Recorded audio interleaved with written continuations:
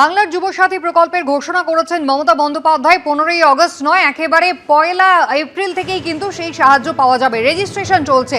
শুরুতেই আপনাদের পাশাপাশি দু জেলার ছবি দেখাবো, একটা জলপাইগুড়ি, একটা পূর্ব বর্ধমান, যেখানে যুবসাথীর রেজিস্ট্রেশন চলছে। তৃণমূলের সহায়তা শিবির রয়েছে জলপাইগুড়িতে, সেখানে বিজেপি যুব মোর্চার সদস্যরা তারা সাহায্য করছেন। খোদ পঞ্চায়েত প্রধান বিজেপির তিনি উপস্থিত রয়েছেন, যাতে ফর্ম ফিল আপ করতে পারেন সাধারণ মানুষ, যুবকরা খুব সহজে। আর পাশাপাশি আপনাদের পূর্ব বর্ধমান দেখাবো, কাটোয়ার ছবি, যেখানে এই বাংলার যুবসাথী প্রকল্পে ফর্ম পূরণের জন্য সিপিএম সহায়তা শিবির খুলেছে, যাতে যুবকরা তারা সহজে নিজেদের ফর্ম ফিল আপ করতে পারেন। পাশাপাশি দুটো ছবি, তৃণমূল কংগ্রেস অর্থাৎ শাসক দলের পক্ষ থেকে ঘোষণা করা হয়েছে একটা কর্মসূচি, একটা প্রকল্প, আর সেই প্রকল্পে রেজিস্ট্রেশনে সহায়তা করছেন খোদ বিজেপির যুব মোর্চার সদস্যরা, যেখানে বিজেপির পঞ্চায়েত প্রধান তিনি রয়েছেন। কোনো একটা কথা বলি, যারা ওখানে জমা করো কোনো অসুবিধা নাই। আমি দেখলাম ওখানে বিজেপি করো, তো বিজেপি করো, যুবমোর্চা করো, যাই করো, এই প্রকল্প সবার জন্য আছে, তুমি কর নিতে পারো, অসুবিধা নাই। তুমি ওখানে দিচ্ছ, কোনো অসুবিধা নেই, বুঝছো? ওটাই বললাম যে আমরা তৃণমূল, তো তৃণমূল আমরা বাদ বিচার করি না। বিজেপি কাছে তোমরা আমাদের চলে আসলা, যারা এখানে ফর্ম ফিল আপ করতে করো, আর যারা আছে তোমাদের, যারা নিতে ইচ্ছুক সবাইকে ফর্ম ফিল আপটা করা যায়। কি হয়েছে?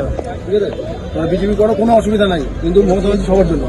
তোমাকে বলতে বলবো না যে তৃণমূল জন্য বলতে বলবো, সরকার সবার জন্য। কিন্তু গালাগালি করার সময় তো বিজেপি গালাগালি করে দেয়। প্রকল্প তো ভালো প্রকল্প দেয় তৃণমূল, আর যদি গালাগালি দিতে থাকে, যাই হোক করো করো করে নিলাম। হ্যাঁ, কথা বলবো, আমাদের প্রতিনিধি রাজা চট্টোপাধ্যায় রয়েছেন আমাদের সঙ্গে। রাজা, একেবারে শাসক দলের একটা কর্মসূচি, একটা প্রকল্প ঘোষণা করা হয়েছে, সেখানে ফর্ম ফিল আপে রেজিস্ট্রেশনে সহায়তা করছে প্রধান বিরোধী দল। একদমই তাই। তুমি ছবিতে দেখতে পেলে যে বাহাদুর গ্রাম পঞ্চায়েতে যে বিজেপি প্রধান রয়েছে অমিত দাস, খুদ তাকে কিন্তু এই শিবিরে কালকে ফর্ম ফিল আপ করতে দেখা গিয়েছে। এবং তার যেটা বক্তব্য যে শিল্প নেই, কর্ম নেই, যেখানে সেখানে গঙ্গা জলে গঙ্গা পুজোর মতোই ভাতা, কেন নেব না এই ভাতা? দিশাহীন অবস্থায় তারা যাচ্ছে সমাজ, এবং যে বেকাররা ঘুরে বেড়াচ্ছে, চাকরি নেই, কর্মসংস্থান নেই, সরকারি প্রকল্প নিশ্চয়ই নেব। পাশাপাশি দেখতে পেলে যে তৃণমূলের পক্ষ থেকে কিন্তু যারা যুব মোর্চার যারা ফর্ম ফিল আপ করতে এসে তাদেরকে কিন্তু সহায়তা করছে তৃণমূলও।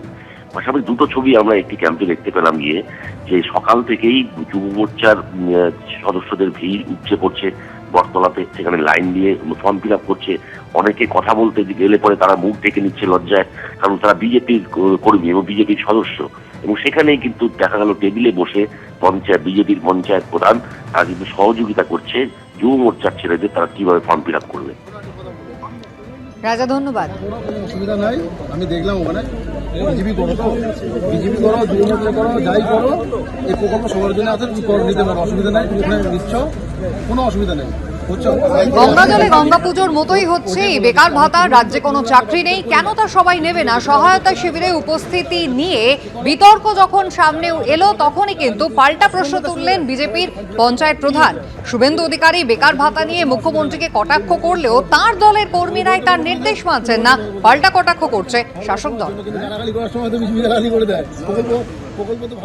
পশ্চিমবঙ্গে যুবকরা যেখানে কর্মহীন অবস্থায় আছে, কোনো শিল্প নেই, কর্মসংস্থান নেই, আমাদের পক্ষ থেকে কোনো বাধা নেই। গঙ্গা জলে গঙ্গা পূজার মতো নিজের টাকা নিজেরাই নিচ্ছ, আমাদের পক্ষ থেকে কোনো বাধা নেই। পূর্ণ সহযোগিতা আমাদের পক্ষ থেকে আছে। তার জন্য আপনিও দেখছেন আমিও ক্যাম্পে আছি, এবং তাদের প্রয়োজনীয় সহযোগিতা আমিও সহভাগী আছি, এবং তাদের এই বেদনার সাথে সমবেদনায় আমিও আছি। আমি চাই চাকরি হোক। যে আমরা নির্বাচনের জন্য মানুষের জন্য কাজ করি না। মমতা বন্দ্যোপাধ্যায় এবং অভিষেক বন্দ্যোপাধ্যায় ভারতবর্ষের জননেতা জননেত্রী এই কারণেই, কারণ তারা জানে যে মানুষের কোনটা দরকার, কোনটা প্রয়োজন। বুড়ি বুড়ি যুব মোর্চার ছেলে শুভেন্দু অধিকারী বারবার বলে বেড়ায় যে এই ভিক্ষা আমরা নেব না, এই ভিক্ষা কেউ নেবে না। তার দলের ক্যাডাররা, তার দলের কর্মীরা তার কথাই শোনে না, তার কথা মানে না। বিজেপি প্রধান আসছে মানে বিজেপি যুব মোর্চা বিজেপি কর্মীদেরই ফর্ম ফিল আপ করে জমা করাচ্ছে, আর তো কোনো কারণ হতে পারে না। এখানে তার ঘুরতে আসবে না। সারদা মামলা থেকে নারদকাণ্ড, এক যুগ পেরিয়ে যাওয়ার পরও এখনও চূড়ান্ত চার্জশিটই পেশ করতে পারল না কেন্দ্রীয় এজেন্সি।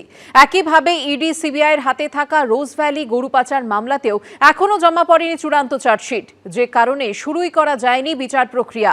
ইডি সময় চাওয়ায় সুপ্রিম কোর্টে যেদিন আইপ্যাক মামলা শুনানি ফের পিছিয়ে গেল, সেদিন কেন্দ্রীয় এজেন্সির তদন্তের নেপথ্যে ফের উঠল সেটিংয়ের প্রশ্ন, যা ঘিরে আরও একবার তরজা শুরু হলো রাজ্য রাজনীতিতে।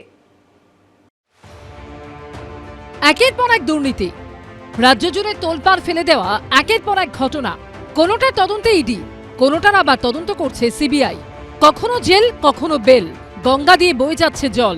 কিন্তু কেন্দ্রীয় এজেন্সির তদন্ত আর শেষ হচ্ছে না, তার ফলে বিচারও সম্পূর্ণ হচ্ছে না, শাস্তিও অধরা। 2014 সাল থেকে সারদা মামলার তদন্ত চালাচ্ছে সিবিআই, তদন্ত করছে ইডিও।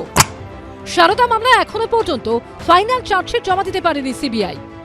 সূত্রের খবর, গত 3 বছর ধরে সারদা কাণ্ডে সিবিআইয়ের মামলার বিশেষ কোনো অগ্রগতি নেই। একই হাল রোজভ্যালি মামলারও। 2014 থেকে রোজভ্যালি মামলা তদন্ত করছে সিবিআই ও ইডি। এই মামলাতেও ফাইনাল চার্জশিট দিতে পারেনি সিবিআই, ফলে শুরুই হয়নি বিচার প্রক্রিয়া। চূড়ান্ত চার্জশিট এখনো জমা পড়েনি ইডির তরফেও। 2016 বিধানসভা ভোটের মুখে নারদের স্টিং অপারেশন বঙ্গ রাজনীতিতে ঝড় তুলেছিল।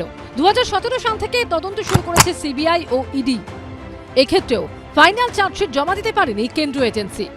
সিবিআই সূত্রে দাবি, নারদকাণ্ডে ফুটেজে দেখতে পাওয়া একাধিক সাংসদের বিরুদ্ধে চার্জশিট পেশ করার ক্ষেত্রে অনুমোদন পাওয়া যায়নি স্পিকারের তরফে। সেই কারণে এখনো পর্যন্ত চূড়ান্ত চার্জশিটই জমা দেওয়া যায়নি।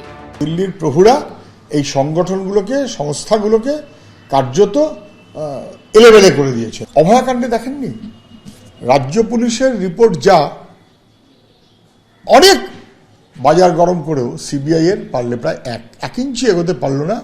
অপদার্থ ইডি এবং সিবিআই, দায় দিল্লিওয়ালাদের। একটারও নিষ্পত্তি হয়নি, কারণ কেন্দ্রীয় সরকারও চান না, কেন্দ্রের শাসক দলও চান না, বাংলার শাসক দলও চান না। সেই জন্য আমরা বারবার সেটিংয়ের কথা বলি। চিটফান্ড কাণ্ড বা নারদার মতোই কয়লা ও গরু পাচার মামলাতেও তদন্ত করছে দুই কেন্দ্রীয় এজেন্সি। গরু পাচার মামলা এই মুহূর্তে রয়েছে দিল্লির রাউস অ্যাভিনিউ কোর্টে। সূত্রের খবর, এই মামলায় চূড়ান্ত চার্জশিট জমা দেওয়ার প্রস্তুতি নিচ্ছে সিবিআই। কয়লাকাণ্ডে সিবিআইয়ের মামলা বিচারাধীন রয়েছে আসানসোল আদালতে। এই মামলায় বিনয় মিশ্রকে পলাতক দেখিয়ে চূড়ান্ত চার্জশিট জমা দিয়েছে সিবিআই। অভিযুক্তদের বিরুদ্ধে শুরু হয়েছে বিচার প্রক্রিয়া। তবে ইডির তরফে এই মামলায় এখনো পর্যন্ত জমা পড়েনি চূড়ান্ত চার্জশিট। তারা হাজার হাজার কেস করেছে, তার 99.99% কেস হচ্ছে বিরোধীদের এগেনস্টে, বিরোধী দল ইত্যাদি নেতা তাদের এগেনস্টে।